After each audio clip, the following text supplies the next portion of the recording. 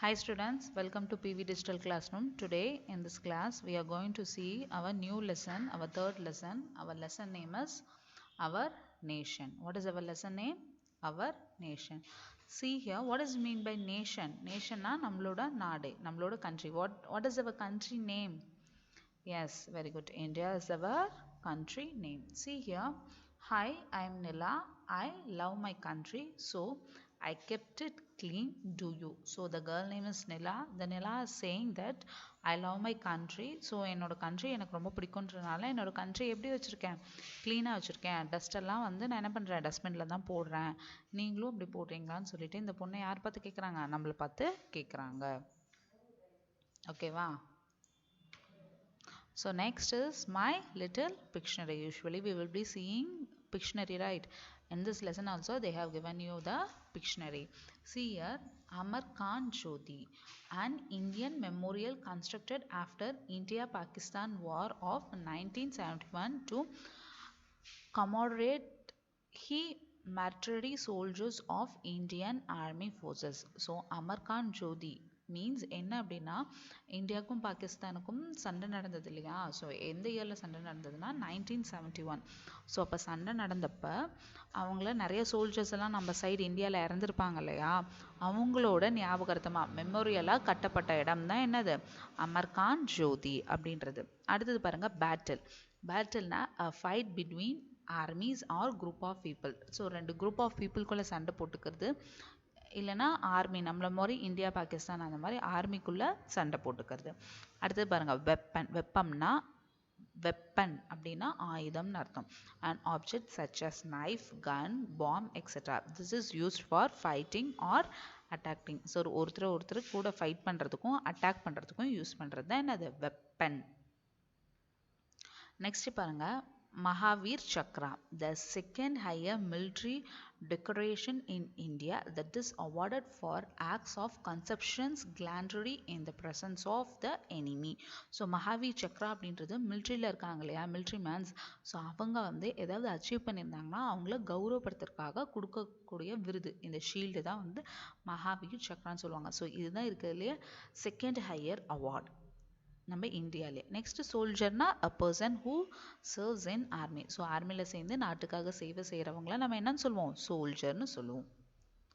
So before going to the lesson நம்ம என்ன பார்ப்போம், எப்பயுமே யூஸ்வலாக க்ளாசரி, ரைட்?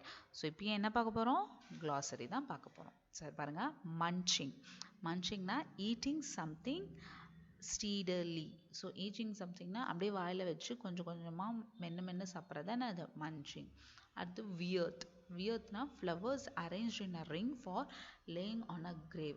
ஸோ மாலை தொடுக்கிறோன்னு சொல்கிறாங்க இல்லையா, பூமாலை. ஸோ அதுதான் வந்து வியர்த் அப்படின்னு சொல்லுவாங்க. பூமாலை தொடுத்து என்ன பண்ணுவோம், சாமிக்கு போடலாம், இல்லைனா யாராவது இறந்துருந்தாங்கன்னா அவங்களுக்கு போடுறாங்களே, அதுதான். Next ceremony, a formal event to celebrate an anniversary. So ஒருத்தங்க இறந்து ஒரு வருஷம் ஆயிடுச்சு அப்படின்னா நம்ம வீட்டில் சாமி கும்பிடுறோம் இல்லையா, ஸோ அந்த மாதிரி இருக்கிறது தான் என்ன சொல்லுவாங்க, செரமனி அப்படின்னு சொல்லுவாங்க. மெமோரியல்னா அவங்க ஞாபகார்த்தமாக கட்டப்படுற கட்டிடம். Structure establish to remind of a person or event. Memorial இப்போ ஜெயலலிதாவுக்கு வந்து மணிமண்டபம் கட்டுறேன்னு சொல்கிறாங்க, எம்ஜிஆருக்கு, கலைஞருக்கு, அந்த மாதிரி ஒவ்வொருத்தர் ஞாபகார்த்தமாக அவங்க இடத்துல வந்து அவங்க சமாதிக்கு மேலே வந்து மெமோரியல் ஹால் கட்டுறது தான் வந்து மெமோரியல். அடுத்தது இன்டர்வென்டட். இன்டர்வென்டட்னா இன்டரப்ட் அ கான்வர்சேஷன். ஸோ இப்போ ரெண்டு பேர் பேசிகிட்டு இருக்காங்க அப்படின்னா அதுக்கு நடுவில் நீங்கள் என்ன பண்ணுறது, போய் குறுக்க பூந்து நடுவில் பேசுறது. சாக்ரிஃபைசஸ். சாக்ரிஃபைசஸ்னால் தியாகம் பண்ணுறது. Giving up something more valuable. So அது சாக்ரிஃபைஸ்ன்றது உயிராக இருக்கலாம், இல்லை நம்மளோட சொத்து, பணம், காசு எதுவாக இருக்கலாம். ஸோ நம்ம வந்து அது என்ன பண்ணுறது, அதை ஒரு பொருட்டாக மதிக்காமல் மித்தவங்களுக்காக அதை தியாகம் பண்ணி கொடுக்கறது. அடுத்தது இன்ஃபெக்டட். இன்ஃபெக்டட்னா கண்டாமினேட்டட் வித் ஹார்ம்ஃபுல் திங்ஸ். இன்ஃபெக்டட்னா நோய் தொற்று ஆயிருக்குன்னு சொல்கிறாங்க இல்லையா, அதுதான். அடுத்தது guarding, to watch over, to protect or control. இப்போ கார்டியன் உங்களுக்கு இருக்காங்கன்னு கேட்குறாங்களா, ஸோ கார்டியன்றது ஒன்றும் இல்லை, நம்மளை பாதுகாக்கிறவங்க, அவங்கள தான் என்னன்னு சொல்லுவோம், கார்டியன்னு சொல்லுவோம். ஸோ லெசன் பார்க்கலாமா? So the guardians of the nation. So இப்போ the guardians of the nation அப்படின்னா என்ன, நேஷன்னா நம்மளோட இந்தியா. ஸோ இந்த இந்தியாவை பாதுகாக்கிறதுக்கு சில கார்டியன்ஸ் இருக்காங்களே, இப்போ மிலிட்ரி மேன் சொல்லலாம், இப்போ டாக்டர்ஸ் சொல்லலாம், போலீஸ் மேன் சொல்லலாம், மிலிட்ரி பீப்புள் சொல்லலாம். ஸோ இவங்களாம் என்ன பண்ணுறாங்க, நம்மளை இப்போ டாக்டர்ஸ் வந்து நோயிலேருந்து நம்மளுக்கு எதிர்ப்பு சக்திக்கு போராடுறாங்க. போலீஸ்மேன் வந்து நம்மளுக்கு ஏதாவது அது இதுக்காக நம்மளை சுற்றி சிட்டியில் இது பண்ணுறாங்க. அதே மாதிரி மிலிட்ரி மேன்ஸ் வந்து என்ன பண்ணுறாங்க, நம்மளோட நாட்டு எல்லைகளில் வேறு நாடு ஊடுருவாமல் இருக்கிறதுக்காக போராடுறாங்க. ஸோ இவங்கெல்லாம் சேர்ந்து தானே நம்ம நாட்டை வந்து இந்தியாவை பாதுகாத்து வச்சுருக்காங்க. ஸோ அவங்கள தான் என்ன சொல்லுவாங்க, guardians of the nation. So lesson பார்க்கலாமா? Anandan and Yalini came home from school. After washing their face, hands, and legs, they sat down beside their father. Their father was watching news in the television. Mother handed them 2 bowls of chickpea sundal. They started munching the chickpeas and watched the Vyat laying ceremony in Amar Jawan Jyoti. So இந்த paragraph இன்னொரு தடவை படிக்கிறேன் கேளுங்க. Anandan and Yalini came from school after washing their face, hands and legs. They sat down beside their father. Their father was watching news in the television. Mother handed them 2 bowls of chick sundal. They started munching the chickpeas and watched the Vyat laying ceremony in Amar Jawan Jyoti. So Yazhini and Anand என்ன பண்ணுறாங்க, school முடிச்சுட்டு வீட்டுக்கு வராங்க. வீட்டுக்கு வந்துட்டு face wash, hand எல்லாம் leg எல்லாம் என்ன பண்ணுவாங்க, நீங்களும் ஸ்கூல் விட்டு போனதும் எல்லாம் பண்ணுவீங்க இல்லையா, ட்ரெஸ் சேஞ்ச் பண்ணிட்டு ஃபேஸ் வாஷ் பண்ணிவிட்டு உட்காருவீங்க இல்லையா. ஸோ அந்த மாதிரி அவங்களும் போய் உட்காடுறாங்க. என்ன பண்ணுறாங்க, அப்பா டிவி பார்த்துட்ருக்காரு ஹாலில், பார்த்தீங்களா தெரியுதா, அவங்க அப்பாவுக்கு பக்கத்தில் 2 பேரும் போய் உட்காராங்க. அவங்க அப்பா டிவி பார்த்துட்ருக்காங்க. அப்போ அவங்க அம்மா என்ன பண்ணுறாங்க, 2 பேத்துக்கும் 2 பவுலில் சிக் சுண்டல் அப்படின்னா கருப்பு சுண்டல் இருக்கு இல்லையா, அதை வந்து சாப்பிட்றதுக்கு கொடுக்குறாங்க. ஸோ அவங்க என்ன பண்ணுறாங்க, வாயில் போட்டு அசைச்சு மென்னுக்கிட்டே என்ன பண்ணுறாங்க, எதை பார்க்குறோன்னா வியத் லேர்னிங் செரிமனி இன் அமர் ஜவான் ஜோதி. ஸோ அது எது வியத் லேயிங் செரிமனி அப்படின்றது வந்து இப்போ அமர்கான் ஜோதி என்ன சொன்னோம், நம்ம இந்தியா பாகிஸ்தான் சோல்ஜர்ஸ் எல்லாம் வந்து போராடினாங்க இல்லையா. ஸோ அவங்கள நினைவாக கட்டப்பட்ட இடம்னு சொன்னோமா அமர்கான் ஜோதி. ஸோ அந்த இது வந்து 1 வருஷம் ஆன செரிமனி, அதாவது அந்த நிகழ்வு நடந்து 1 வருஷம் ஆயிடுச்சு. அப்போ என்ன பண்ணுவாங்க, 1 வருஷம் கழிச்சு அந்த இடத்துல போய் எல்லாத்துக்கும் என்ன பண்ணுவாங்க, மாலை போட்டு மரியாதை செய்வாங்க மிலிட்ரி மேன்ஸ். ஸோ அந்த செரிமனி வந்து நடக்குது ஓகேவா, இந்தியாவோட எல்லையில் நடக்குது. அதை வந்து என்ன பண்ணுறாங்க, டிவியில் போட்டு காட்டுறாங்க.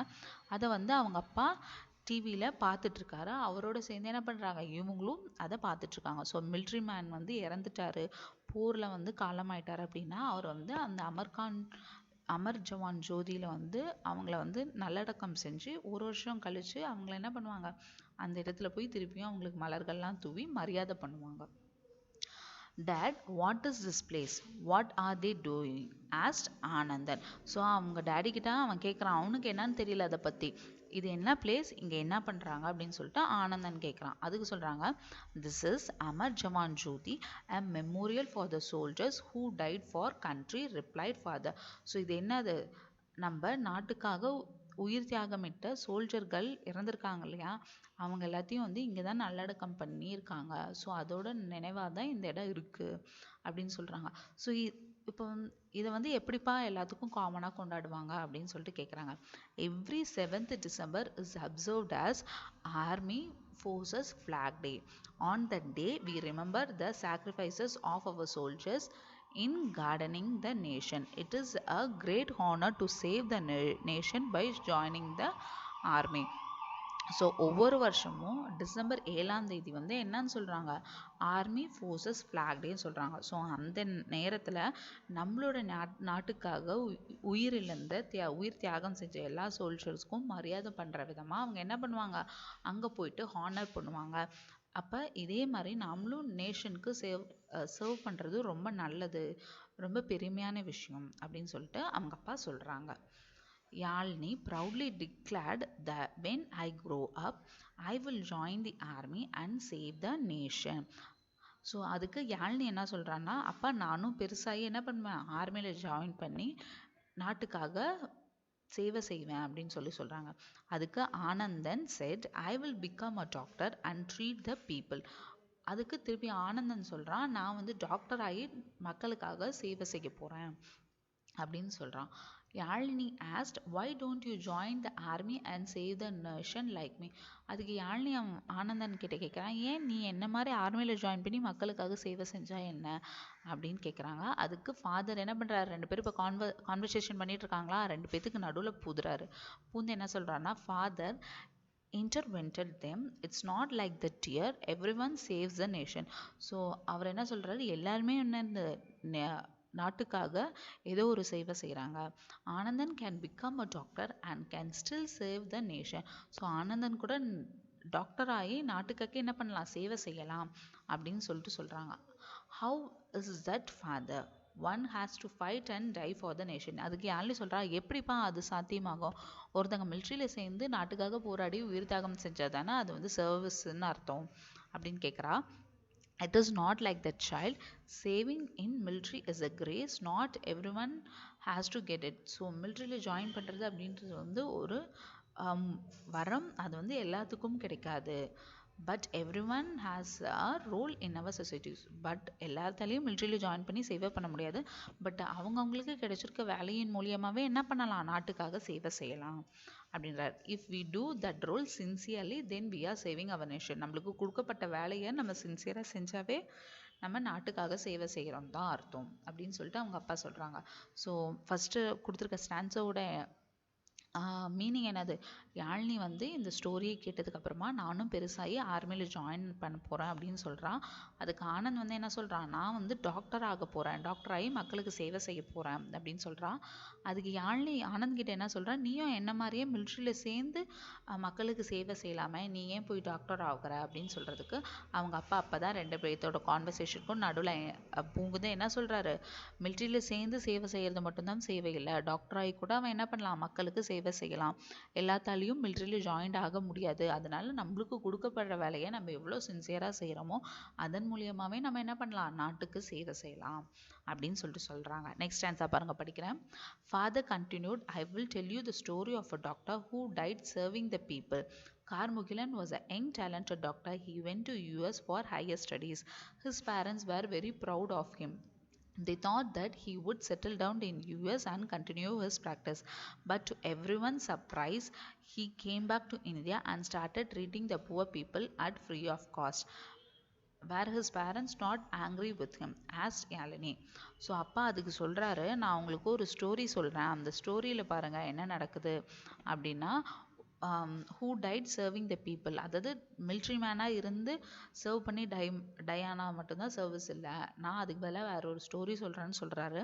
ஸோ அந்த ஸ்டோரியில் வந்து பார்த்திங்கன்னா கார்முகிலான்னு சொல்லிட்டு ஒரு யங் டாக்டர் இருக்கார்.